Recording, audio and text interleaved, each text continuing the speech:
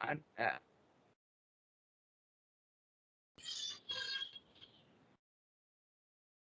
yeah. Yes. Yes, teacher. Hello, teacher. How are you? Fine? I'm fine, thank you. And you? How was your meeting? Very, very good. Yes, it was a long meeting actually, 2 hours and a Okay, half. were you speaking about us or what? No, not actually. It was about the university. This kind of Okay. meetings is for the new teachers who are still learning about the university's methodology and all that. Okay.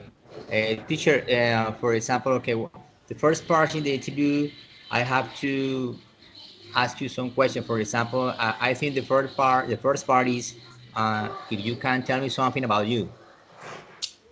Me, about me. Okay, I am English teacher. I have a bachelor's degree in English teaching, in teaching English as a foreign language. Mhm. And I also finished my studies of my master's degree in translation and interpreting. And I'm also learning university teaching right now. Uh, I'm specializing as a university teacher. I am Uh, currently working as a virtual tutor at UNAD, and now I am one of the tutors of the pedagogical experience course. okay, teacher. And of course, are you from Neighbor? Yes, I am from Neiva. I So live you're here. Neighbor. I was born here. Okay. Okay. Sorry. Which neighborhood do you live? I live in a neighborhood called Villa Carolina. Villa Carolina in the north. Yes, the north. Okay, teacher. Okay. I don't know if I have to ask you more questions or if we can do I can to sorry I can to begin the rest of the interview, or I have to continue asking you some more questions or what? Just ask the questions that you already posted in the forum. Okay. Okay, teacher. One of the questions is, for example, do you analyze a specific group to design a methodological strategy? Um, Usually when I start with a new group of students, I do not have time to to do like a first assessment or a first evaluation to know which level they are in. I just during the first class, I just realized what is the methodological strategy I'm going to use for the rest of the course, for example. Of So course. if maybe Mhm. I see during the class that some students need more like support with some things, maybe vocabulary, maybe reading or listening, I just try to put more attention on those details during the class. So that's Uh, how I actually start thinking of a methodological strategy. so you prefer to analyze special students? Yes, students, when I'm Mhm. in the lesson. Of course. I, Thank you, I'm teacher. not I'm not the kind of teacher who starts a new course doing first, I don't know, maybe a kind of a placement test or something. I don't like to do that. I just try to analyze how students or how's the level of the students during the class, during the lesson. That's how I just start thinking of the methodological strategy I'm going to use for the rest of the lessons. Okay, teacher. Uh, Question number two, for example, which methodological strategy do you prefer and why? Methodological strategies. Okay.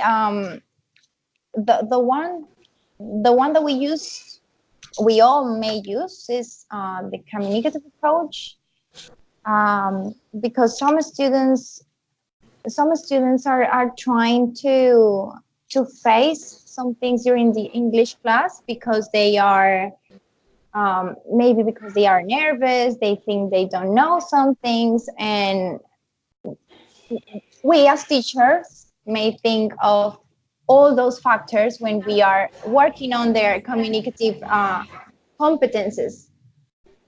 Um, I try to focus on the communicative part, like trying or making them to think in English, so they start using the language in a real life situation, is in a real life like environment.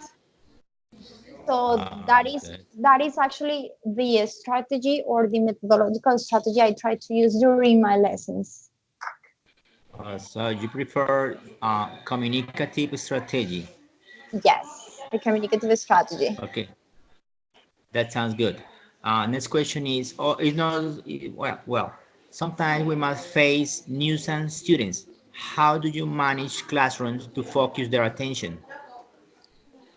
Um, Motivation is a fact. Motivation is a fact that we must take into account when we are giving a lesson. So you must think of those activities that you choose sometimes for a lesson that maybe they are not very, I don't know, maybe fun, or they are way too much focused on grammar or maybe pronunciation, or it's like way too much of something.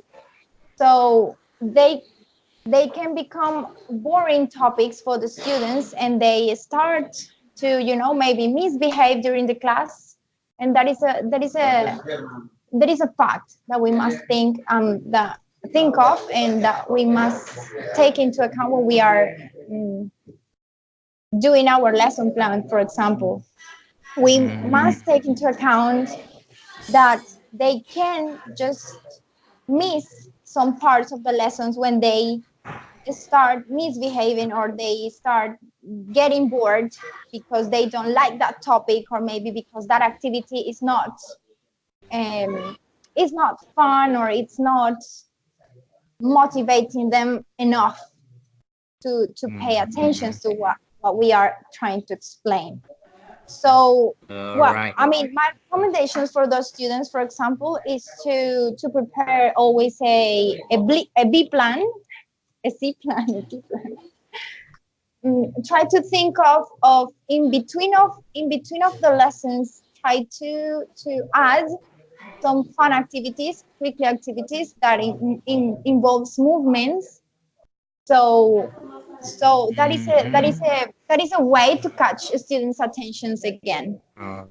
Correct. So, for example, TPR could be a very good method for that. Do you Yes, consider that? yes, TPR, of course. yes, Okay. totally. I don't know. Maybe don't you consider is good to ignore them sometimes? No, because that is not an option, because all of them are are learning, and all of them are Yeah. creating a mind of the subject, of the English subject. So you don't want them to think that English subject can be something boring or something frustrating for them. So no, ignoring them is not an Good, teacher. option. Good. Okay. Please tell. It's not good. Okay. Hello. Hello, Hello. hello, you there? Yes. I'm hearing you. I'm hearing you. Yes, Do you I'm hear hearing me? you. Yes. Okay. Please tell me the methods you recommend to enhance English levels. Sorry, can you repeat your question, please? Of course. Please tell me the methods you recommend to enhance English levels. Um, okay, right now, for example, for my students, the ones that are learning to how to become English teachers, I always tell them that if they don't practice every day, it won't be easy for them to reach the level they wish. So practice at least, I don't know, maybe 1 hour or maybe, I don't know, 2 hours if you can. Mm-hmm. It doesn't have to be always the same. It can be just read a newspaper, or maybe just watch some video, or listen to a song. All Mm-hmm. those kind of strategies or methods are the ones that I recommend to my students when they say to me that they wish they had a higher level of English, you know. So try to be Okay, yeah, teacher. in a constant um, real life environment with the language. That's the strongest method Hello, that I hello. can. You hear me, Alexander? Hello. Sorry, sometimes it's interrupting, but now I am hearing. Do you hear me? Okay. Yes, I can hear you. Okay. I understood. Next question is: do you consider important extra activities to promote autonomous work? Like homework for me is a good idea. Yeah, for example, homework. Yeah, homework task. Homework is a good idea. Yes, and for English or for a foreign language, it's a good idea. I mean, because of that, what I said before in the previous question, um, if you don't practice every day, if you don't practice every day, um, you won't reach the level you wish. So I would say that for those students who have some difficulties, maybe in some of the communicative skills, they they they may do some extra autonomous work to improve those maybe weaknesses. You know. Yeah, teacher. Okay. Of course, practice makes perfect. Hello, Sorry, hello. Practice can makes you hear? perfect. Yes, practice makes perfect. Yes. Okay, the next one is is it important teachers empathy to achieve good academic results? Empathy. Okay, Hello? that is a good question. Can you hear me, Alexander? Yeah, I'm hearing you. Teachers' empathy. You don't have to be always so happy or so fun during the lessons, but try not to bring to the classroom your situations or your problems. That's my opinion on that question. For example, if you are having or you are going through a difficult situation or a difficult moment, don't bring that to your students. That would be my advice. So Mm-hmm. it is a positive fact that students and teachers have a good relationship. So teachers' empathy must be related to that. Okay. Teacher, the last question is how would you deal with a student who is habitually late? Um, late for class,